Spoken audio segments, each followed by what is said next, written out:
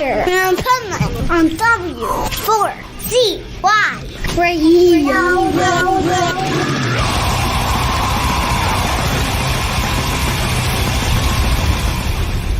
Wake up, America! It's time for the Adventures of Pipeman on W4CY.com, West Palm Beach's #1 internet radio station. Here's your host, the Pipeman.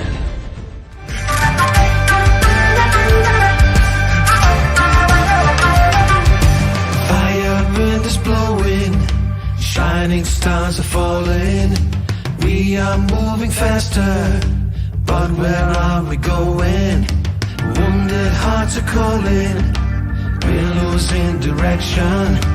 What the hell? This is the Pipeman here on the Adventures of Pipeman W4CY Radio, and I'm very excited about our next return guest because we're going to talk about some music, we're going to talk about some history, but I'm really excited about talking about analog music opposed to digital. And so let's welcome to the show Leslie from Mandoki Soulmates. How are you?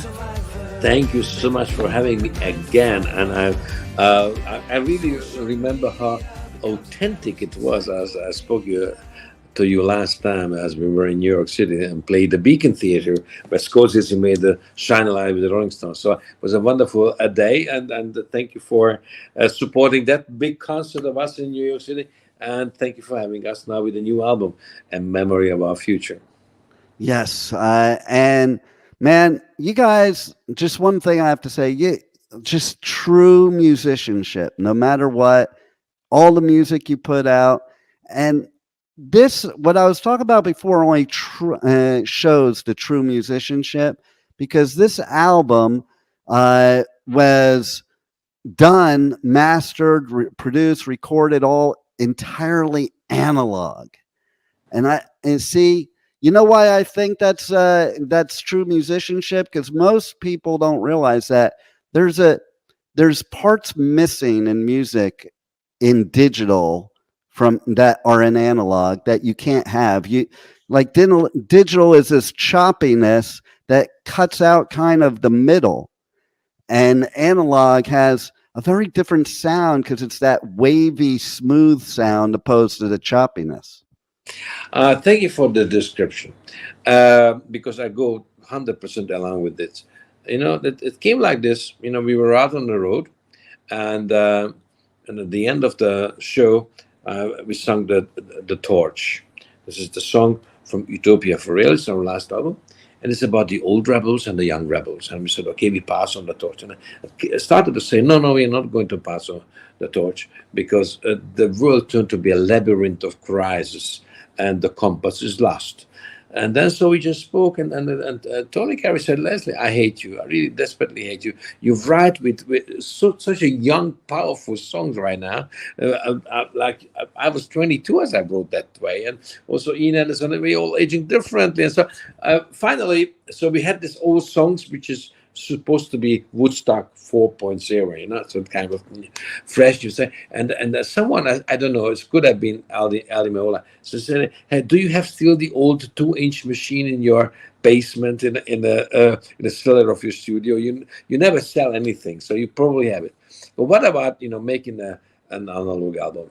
So, and for all our listeners, so let's talk about to the ladies now, only for the ladies. Hey, ladies out there listening now, how would you like to have your love letter by two of us?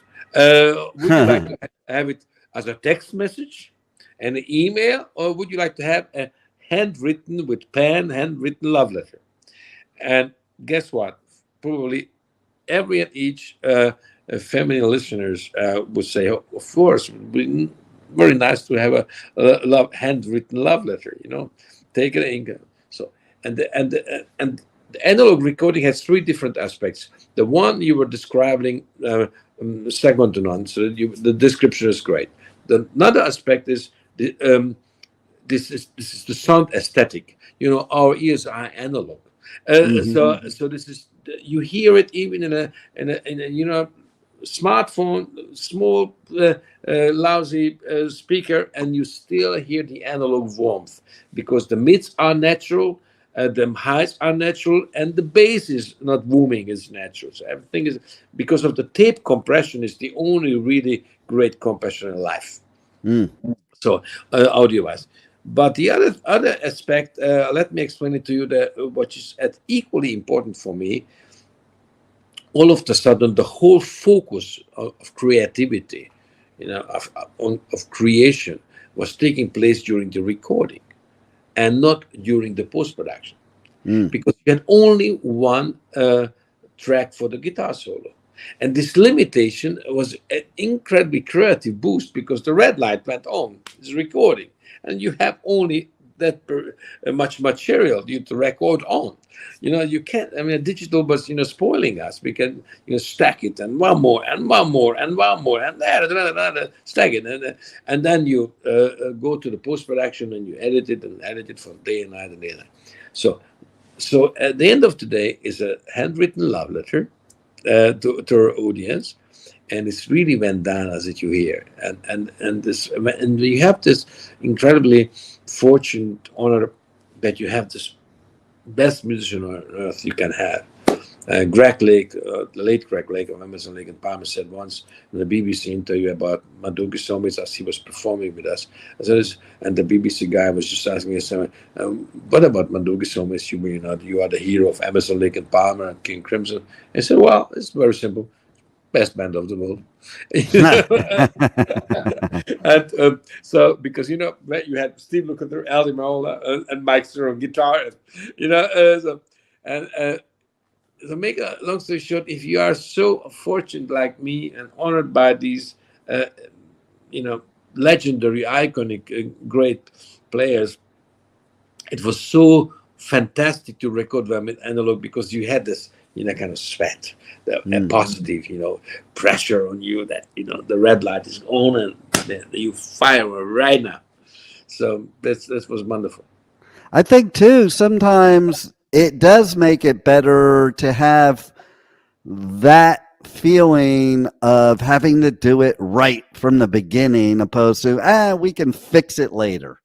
You cannot fix it later. That's wonderful. Right. It's like when you're getting your last period of your lifetime, you can't fix it anymore, and this is when you just push the button and you record it. It's just smack on. This is wonderful. So and we enjoyed it so much, that pressure, because I would not say that we became lazy, but we put the focus in the last period of time. Always, be programmed at the beginning. That you had a MIDI sort of structure before you replace them track by real life, and then post-production. And now all of a sudden I just wrote the music sheets, and the lyrics were just typed out, but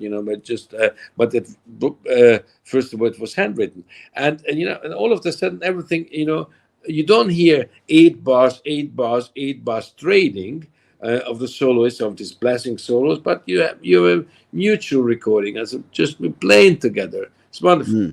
Yeah, absolutely. I want to go back to your example too, because man, that is spot on. Because writing a love letter. Okay, so first of all, they don't even teach kids nowadays how to write in penmanship. And if you were writing in a love letter, it would be in cursive, because then they would like it even more. Like, you put more effort into it if you did in cursive. And, just like music, there's something missing when you do an email or a text message opposed to writing it out, and it's the same.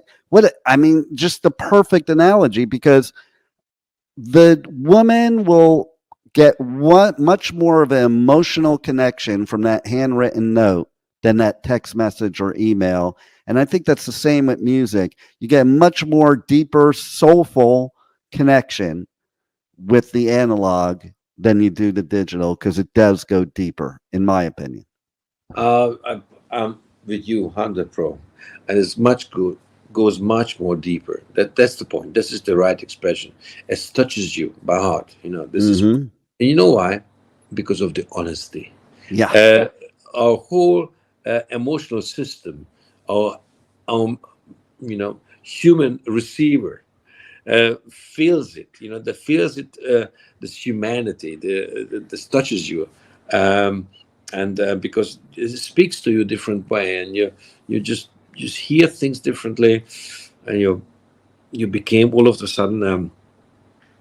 You feel that it's not 2.5 minutes, it's the right length of a piece of music, so this very extremely short attention span, but what came from social media and all this, and all of a sudden it's just enlarging it, so because you're enjoying it, because it doesn't really hurt you, that doesn't imply Yeah. you have to get switch on and watching TV and taking your smartphone, and you have your iPad on, and your so this is just all of a sudden it calls you in Yeah. to hey, let's take a walk on the right side, and enjoy music again, even if you listen to in your smartphone device, or just put on a headphone, but you feel the difference. Key word is feel, because people think of music and if they don't understand, they think it's all about hearing. I think the most important part of music is the feeling you get from it, and the feeling that even a musician gives from it. There's something to it. I remember when I was taking in college a music appreciation class, and they were teaching how to write a like long lasting hit song. And basically, what they says, there's three types of people, which we know. There's visual, there's auditory, there's kinesthetic. And in order to write a hit song, you have to have all three components. Well, the kinesthetic is the feeling type of person. The auditory is the listening type of person. The visual is the seeing type of person. So if the sound of the music was the only component, then it wouldn't be as full, and it wouldn't have such mass appeal and be as great a music. You have to have all three components. Absolutely. What a wonderful conversation, because you know what, I'm enjoying it so much to talk to you, because normally it's a Q&A on radios, and this is not, because we just talk like buddies, like we would Exactly. have a beer or a coffee, and reflecting life, in the mirror of the analog music. So I mean, a mirror of reflecting, and then maybe if I may add one more aspect to it. Yeah, definitely. We are living in trying years. This is just a kind of emotionally difficult, challenging times what we are going through. Yeah. You mentioned that you're a father, you even a grandfather in your young years, and we have a huge responsibility for our kids, especially grandkids. Because one day, whenever, hopefully, a long time to go, but one day we are going to pass over the torch, and I would like to be someone who can tell to the kids, we will give our utmost best to pass over a better world to you, and unfortunately, I'm a guy who was there 89 as the Berlin Wall came down, and the Iron Curtain has been destroyed, and we were just about having a paradise on earth, because the Cold War was gone, and I had the feeling I have to write music about this peace and freedom, because I was growing up behind the Iron Curtain, and I was an extremely American-minded person. Where Woodstock was, like the communists were saying, I was poisoning my mind, because I was listening secretly to the Voice of America radio station, and the Russians were just disturbing that, Yeah. shortwave radio, and I was illegally I learned English, but which we should not, because the idea of the Russia's occupation was that from North Korea to Cuba we all speak as a second language Russian, what the Western Hemisphere English and the Eastern Hemisphere. So, and I hated it. I tell you, I hated it so much, so badly. And today we had to do this album because. And we had to call it like that, a memory of our future, because as one of the choruses, hard times create hard people creating easy times Easy times create easy people, and easy people create hard times again. That's where we are now. So we would love to give our audience, after all the music lover, this compass back, to repaint our black swan on the record to white again, to be the light at the end of the dark tunnel. So Yes. that let's give an answer. And one more thing, we are living in a divided world. And one of our posters when we are touring Europe is saying music is the greatest unifier. And we have to relearn, seriously relearn the fact that that if someone having a different opinion, the oppositional opinion of to yours, that's not your enemy. It's just the guy who has another opinion. And this is the message of the. If you go through the album, first song, Blood in the Water, then Enigma of Reason, The Wanderer, Big Quit, Davis Encyclopedia, this which is about the awful result of social media. This, because as you were a young kid and I was a young kid, our heroes were Jimi Hendrix and Eric Clapton. Not the lousy influencer who said, I can't do anything, but I'm an influencer. But we were influenced by, Jack Kerouac when it comes down to literature. So we had our heroes. They changed the world to a better place. So this album is also a lot about this. We stay loud. The old hippies are back, and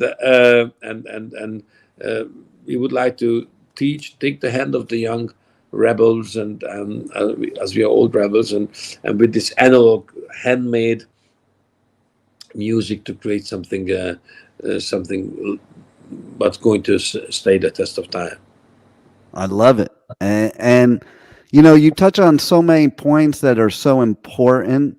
And I think that's what's going to unify us. And you touch on a point that I talk about all the time. Music is the great unifier. It's the great therapist.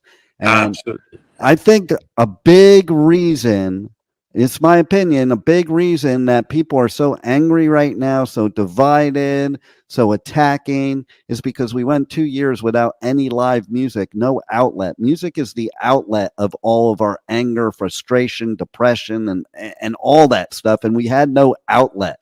We had to sit by ourselves with all these things, with nothing to get it out and create the positive energy. And I think that's what created what we have too. And if we want a solution to all these problems in the world, I think we just need to have one big world music festival where everybody attends and we could all, stand up united together, because I don't know, all these politicians all over the world, they're pretty smart because they're using the oldest trick in the book and we're falling for it. And I say they're all on the same team and it ain't mine. My team is the rest of the world. Thank you so much. I only can sign it. I mean, you speak my mind, actually. Thank you so much for that, because this is all about. And music could heal the world. I mean, let me share with you a little story about that. Yes. After that, the war, the Iron Curtain was coming down, and Europe became free. The Cold War was over. One day, Mikhail Gorbachev was calling me, the former president of the Soviet Union, who actually destroyed the communism. And he was asking me to give him music for a charity project. So actually, I invited him and his late wife in my studio, and we had a long talk. And shortly before that, Henry Kissinger was here. Who was awarded me for being an anti-communist fighter. Nice. And Mikhail Gorbachev explained to me that why prog rock like Jethro Tull was forbidden in the Soviet Union, because this was the music of the free mind. Yes. Of the free world. And then he said, as he was coming up 88 with perestroika and glasnost, so he wanted to turn to be more democratic. Then his idea was to that the Russian Communist Soviet state-owned record company is going to print 1 million copies of the Jethro Tull album of the time, Passion Play, and they, just to prove to the kind of intellectual students leadership in Moscow, St. Petersburg, and Iran, that now prog rock is going to be allowed. So we are attending to get free. And then I all of a sudden understood what music means to us who were unfortunately were born and raised behind the Iron Curtain without the American individual freedom. You know that, and I'm just sharing with your listeners now, because you should be self-confident, but the American longing for freedom, how important it was for us behind the Iron Curtain, kept us alive and emotionally. That Woodstock and everything what came after that, I was a kid in kindergarten, but so it was so important, so elementary in many ways, and that I never forgot how illegal it was to in my as I was 14 years old to listen to a Jethro Tull album. I mean, if you had a seventh tape copy, a seventh generation mono tape copy, you were just a king. You could impress the girls in the school, in high school. You say, "Oh, I have a seventh generation mono," and that you put a little smile to all our listeners' face. The lousiest tape recorder was built in Prague, in Czech, and they called Tesla. Like the American cars now, because this was Czech science, and so it was printed on that lousy plastic tape machine. It was written as stereo, but had only one speaker. That was Eastern Bloc, So and the only bridge to you guys who lived in freedom was music. To learn that melodies, to learn that harmonies, to understand the lyrical context, and so music is today the greatest unifier against this awful division, but destroys everything. But back then, it was also the music was the bridge to freedom. Well, and Berlin nowadays is a perfect example of that, because like I was there a few years ago, and I would have never imagined what you lived through while I was sitting there in Berlin, because it was so progressive there and felt so free there. And then the live music, I mean, it's just everywhere, and so it is amazing where Berlin has come nowadays from that experience that you experienced, that I think maybe they're more of the example for the world in a good way now than in a bad way that it used to be. Yeah, absolutely. I mean, now it's turned to the opposite as it was. Because this decades of longing for freedom, and you got killed with the censorship, the torture, and there's you've been told, like me as a kid, you're never gonna see Los Angeles or Miami or London or New York City or Berlin, so never gonna, or West Part. So the music could transport so much of those emotions. How are you longing for freedom? And that's why we wrote those songs, and that's why we recorded, and that's why we were choosing the most honest, the most authentic way to record. That's why it's analog.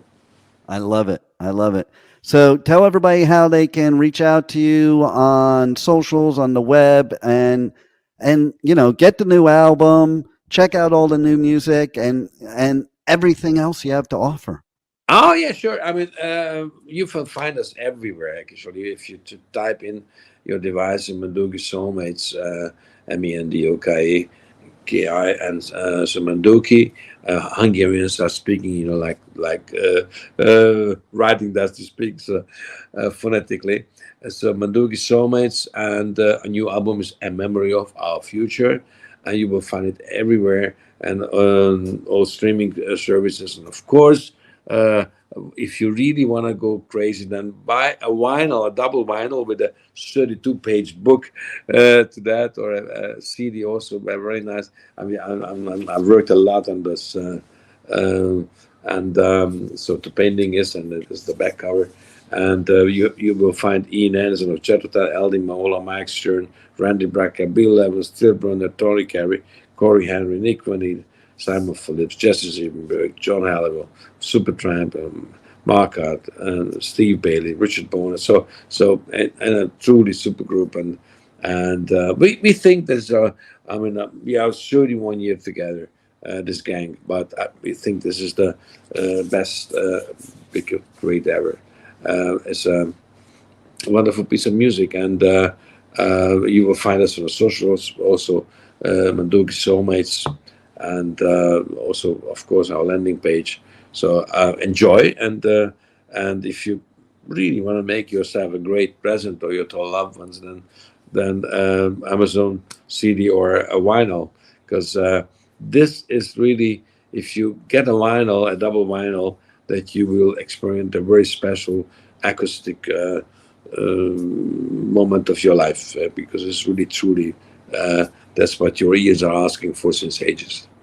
And I definitely agree with you, because listen, a lot of the kids, they don't have the experiences we did, where you sat down, you bought an album, and it was a full sensory experience. It was looking at all the artwork, looking at the lyrics, totally immersing yourself in the album, and listening to the actual whole album and doing all the other artistic stuff at the same time. And so I'm all for it. People should definitely get the vinyl, because there's nothing better than vinyl, because of all of the creativity and art that represents.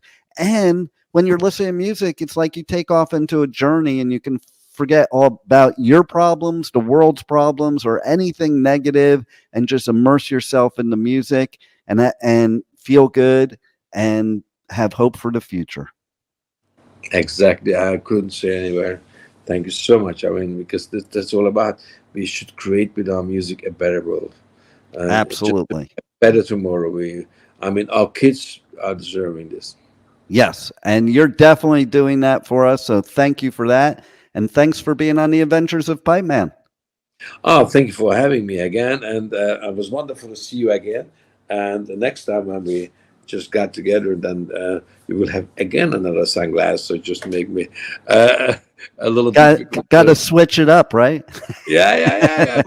That's why I was taking about 15 minutes to remember how was your other sunglasses. But I remember now.